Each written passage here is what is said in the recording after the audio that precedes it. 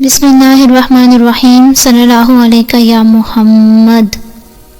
ناراض بیوی کو منانے کا عمل۔ افسر یا بیوی، محبوب یا شوہر ناراض ہو جائے تو اس عمل سے دیکھتے ہی محبت پیدا ہو جائے گی انشاءاللہ۔ بسم اللہ الرحمن الرحیم۔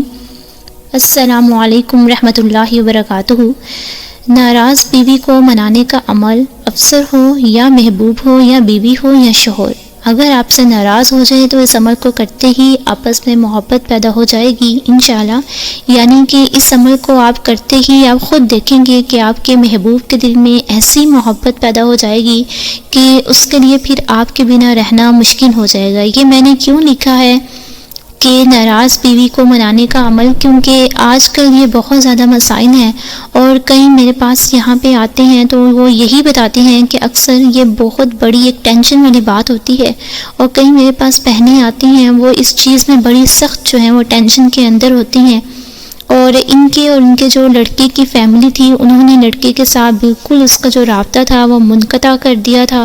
یعنی وہ کہتی ہیں کہ اگر میری اس کے ساتھ بات ہو جائے تو مجھے نہیں لگتا کہ وہ میرے بغیر رہ سکے گا، بس اس کے گھر والے اس کی میرے ساتھ جو ہے وہ بات نہیں ہونے دیتے، آپس میں ان کو بند کیا ہوا تھا۔ تو اسی طرح ایک اور بہن تھی جو کہ امریکہ سے تھی، اور ان کے شوہر کے ساتھ بھی ایسے ہی مسائل تھے کہ ان کا شوہر دوسرے شہر چلا گیا تھا اور واپس نہیں آ رہا تھا، 3 مہینے سے اوپر جو ہے وہ ٹائم ہو چکا تھا۔ تو ان دونوں کو میں نے بہت ساروں کو یہ عمل دیا ہے، لیکن ان دونوں سے مجھے جو ہے وہ پازیٹیو رسپانس ملا۔ اس بہن نے بھی کہا، اور جس دن اس بہن نے کہا اسی دن ان دوسری بہن نے بھی مجھ سے یہی بات کی کہ میرا جو مسئلہ تھا وہ حل ہو گیا ہے۔ تو میں بڑی خوش ہوئی کہ دونوں کے مسائل جو ہیں اللہ پاک نے حل فرما دیے ہیں۔ تو اس لیے میں نے سوچا اور میں نے کہا کہ باقی آپ لوگوں کے سامنے بھی یہ عمل شیئر کرتی ہوں، اگر خدا نخواستہ آپ میں سے بھی اگر کسی کے ساتھ کوئی ایسا مسئلہ ہے تو وہ بھی یہ عمل کریں تاکہ اللہ تعالیٰ آپ کی بھی تمام پریشانیوں کو حل فرمائے۔ تو چلتے ہیں اپنے وظیفے کی طرف، اور یہ وظیفہ آپ نے رات کو جس طرح جب بھی آپ بستر پہ لیٹیں باوضو ہو کے کرنا ہے، اور خواتین جو ہیں وہ ہر حال میں جو ہے وہ یہ عمل کر سکتی ہیں، لیکن کوشش کریں کہ پاکی کی حالت میں کریں، باوضو کریں۔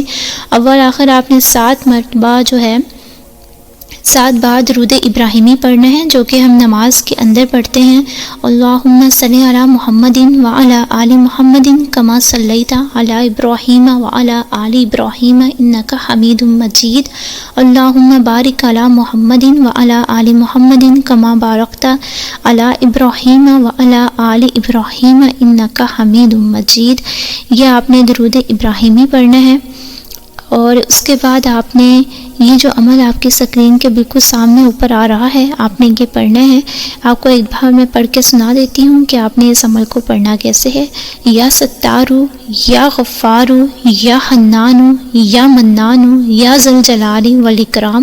یا ستارو یا غفارو یا حنانو یا منانو یا ذوالجلال والاکرام۔ یا ستارو یا غفارو یا حنانو یا منانو یا ذوالجلال والاکرام۔ تو آپ نے جو ہے وہ اس عمل کو 414 مرتبہ یہ آپ نے یہ عمل پڑھنا ہے، اور آپ کا جو محبوب ہے اگر آپ سے دور ہے، ناراض ہے، آپ کو بلاک کیا ہوا ہے، یا کوئی بھی مسئلہ ہے، چاہے اس مسئلے کو سال ہو گیا ہے آپ کا رابطہ نہیں ہے، تو اس عمل کو آپ ضرور کیجیے گا۔ ایسے رابطہ ہوگا کہ آپ خود جو ہیں وہ حیران رہ جائیں گے۔ اور یہ آپ نے 11 رات جو ہے مطلب 11 راتیں لگاتار آپ نے اس عمل کو کرنا ہے۔ پڑھ کے آپ دعا کیجیے گا انشاءاللہ جو بھی آپ کا محبوب ہے، بیوی ہے، شوہر ہے، اگر وہ آپ سے ناراض ہے، اللہ تعالیٰ غیب سے کوئی ایسی مدد فرمائیں گے کہ وہ جلد از جلد آپ کے ساتھ راضی ہو جائے گا انشاءاللہ، اور ایسی محبت بھی پیدا ہوگی کہ دنیا دیکھے گی انشاءاللہ عز و جل۔